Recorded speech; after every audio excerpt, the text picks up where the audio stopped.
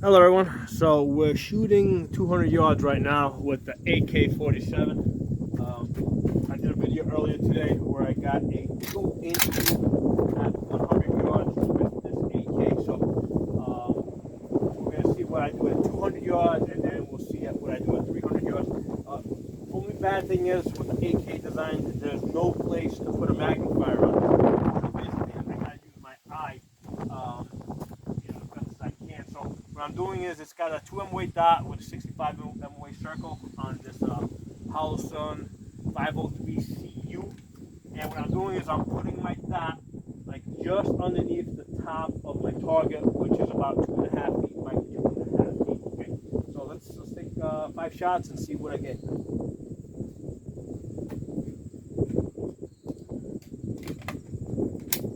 The way this table's set up here, pretty much I don't have a chair to sit on, so I gotta kind of do this standing.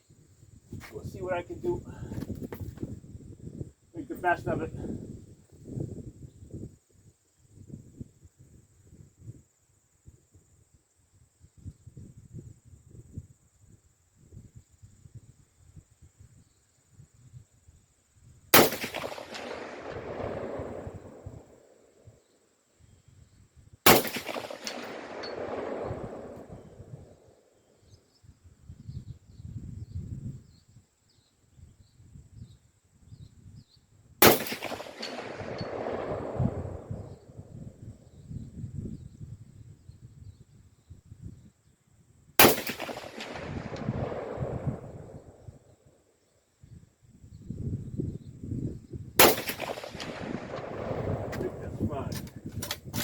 That's all 5. So here's the thing. Without the magnifier, I'm pretty much, just using the 2 weight dot. So there's a little bit of a starburst. So I'm working with the starburst. So basically, I'm just trying to center the star as best as I can, to the top of the target in the center, because that's what I can do. If I had a magnifier on this, the magnifier, has a focal lens on the back that I would be able to. That I would be able to get the perfect focus, right? So I do have a little bit of a starburst with 2 MOA dot, trying to hit it at 200 yards. Let's take a drive out there and see what I got. Put you guys on pause so you're not. All right, well, I'm gonna say I'm pretty happy. There's my 5 shots. That's where we shot it from, way back there. That's 200 yards. And basically I was anchoring my dot like just underneath the top of the bullseye here, so it was probably about that big. And I've got, it looks like about a 7-inch group. Oh, let's see, 7, let's say 8 inches, about 8 inches. So we did hit, what did we hit? We hit 2 inches earlier today with this rifle at 100 yards. Now, again, the weakest point here is my vision. I mean, basically the fact that I do have a little bit of a star, I'm seeing a little bit of a starburst, and it's a little difficult to anchor my dot perfectly at the top of the paper. So there's going to be a little bit of movement there. Okay, so the only reason why this probably isn't better than this is because of me. If I had a magnifier, or if I was able to put a magnifier on the back of that AK-47, I think this grouping would have been a lot better. And I think that's basically the weakness of the AK-47. I can get an optic on there, but I can't get a magnifier on it. And that's basically the weakest link as far as the AK-47 goes. So that's where we're shooting it. We're gonna go out to 300 yards now. 300 yards is gonna be way up there.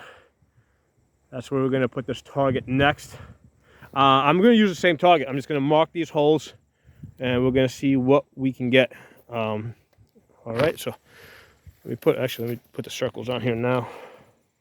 So we're just gonna mark these holes, and I'm just gonna drive up there, and we're gonna put this down at the 300 yards, and then we're gonna see what we're able to do that. So from here, we're gonna go way up there. All right, we're at the 300 yards now. We're shooting it from way back there. Let's go see what this AK-47 can do. All right, we're back. So you can see that white little dot all the way in the back. Actually, the rifle's pointed directly at it. So that's 300 yards. Let's load this up. So the ammo that I'm using is, who makes this?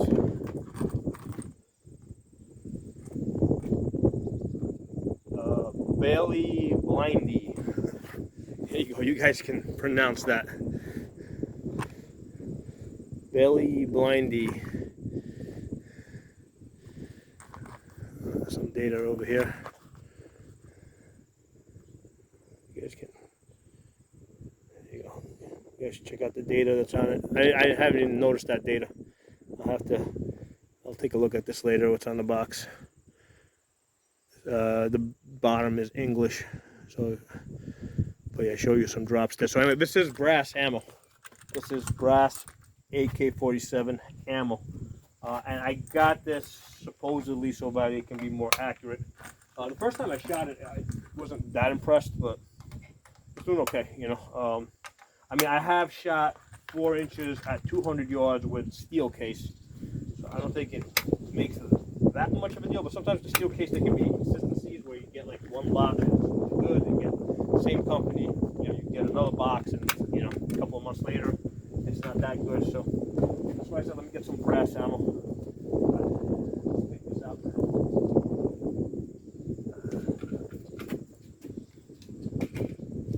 So same deal. I'll basically put in my 2-way dot at the very top of. Actually, I'm going to put the dot. I should put the dot on top of the target. There's definitely going to be a drop at 300 yards. So let me go to the top of the target. Actually, let's see what this says over here. 300 yards.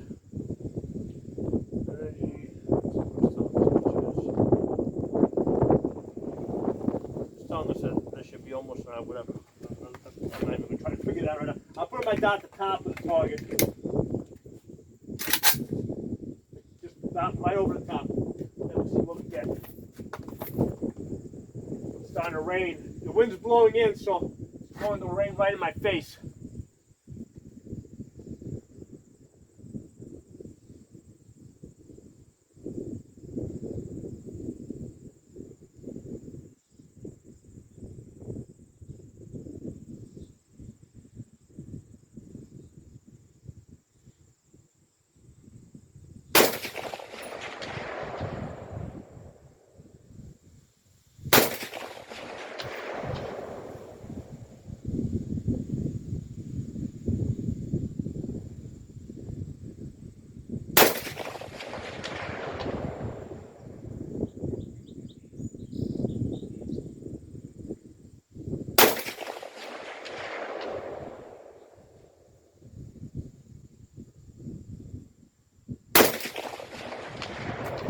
Hopefully my holdover wasn't too much. Oops. One more nickel. I thought I fired 5 rounds. So you always check the chamber when you think the gun's empty. Fire one more round.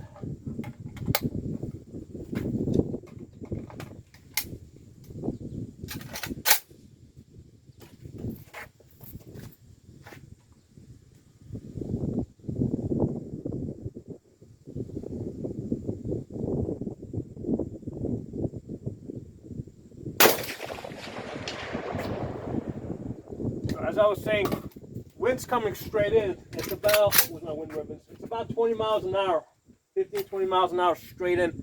So it shouldn't affect me too much. And like I said, it's just a question if my holdovers are correct. That target's 2.5 foot by 2.5 foot.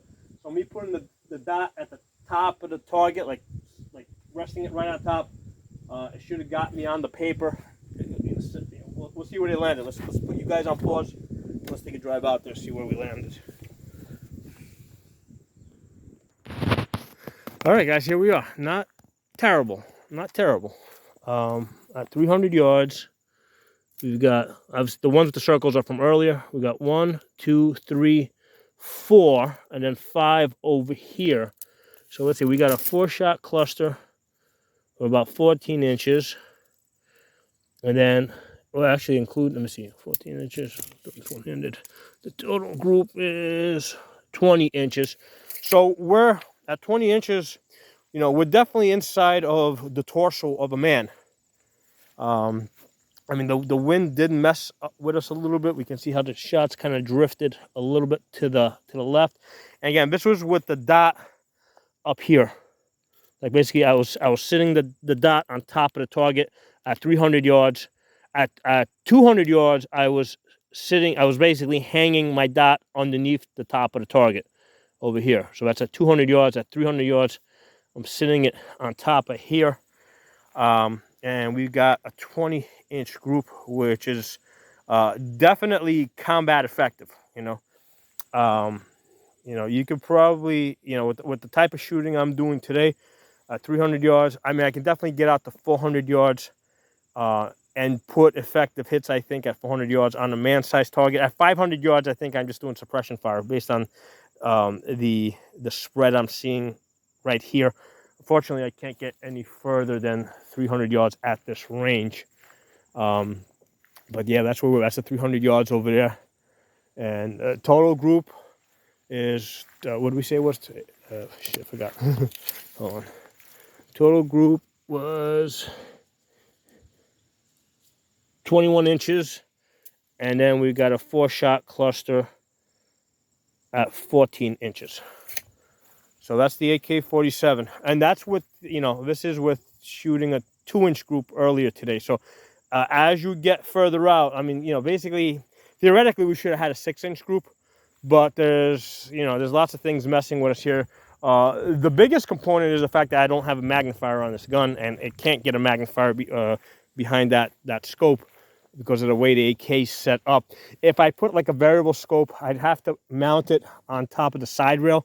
The problem with mounting on top of the side rail is that the frame of the AK-47 flexes a lot while you're shooting. So over thousands of rounds, or even hundreds of rounds, I have found that it's very hard for an AK to hold zero if you're using the side mount, at least with the side mounts that I had used. And it's not because of the mounts. I think it's more because of the rivets and the way they attach to the frames through that side mount.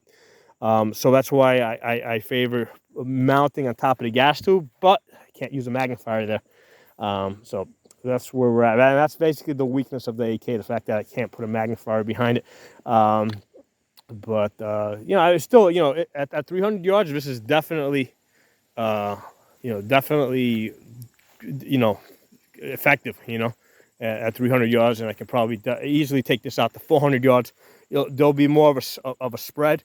I mean, there'll be obviously at 400 yards, I think that a lot of the bullets would go outside the target. But if you put enough bullets on target, enough of them will get on it. So I would consider that combat effective. But at 300 yards, I mean, yeah, you can get everything on target. So there it is. Thanks for watching. Make sure you guys are following me on all my channels because they back each other up. On YouTube, I got Pocono Shooting. I got Absolute Gun Rights. And then I got the original Tsafa channel, which goes back to 2006. And then on Odyssey, I've got Pocono Tactical. On Rumble, on Pocono Guns, and on BitChute, Pocono Tactical. Thanks for watching. I'll talk to you all soon. Looks like the sun's coming back out. For a while, there was raining on me. Hey, everyone, I just realized I took 6 shots before. I took a close look at this paper. I see 6 holes. 1, 2, 3, 4, 5, 6. So I'm going to go count the shots. But yeah, I see 6 holes on this paper. So what that means is if you count, basically I got a 5-shot cluster at that 14 inches. And then 1 flyer out there. So with the 5-shot grouping, this is, you know, with a 6-shot grouping, it's looking even tighter because there's a higher chance that either I threw this one off over here or there was like a crazy gust of wind or something that totally messed with that. But we got 5 shots inside of the 14 inches over there. Talk to you soon.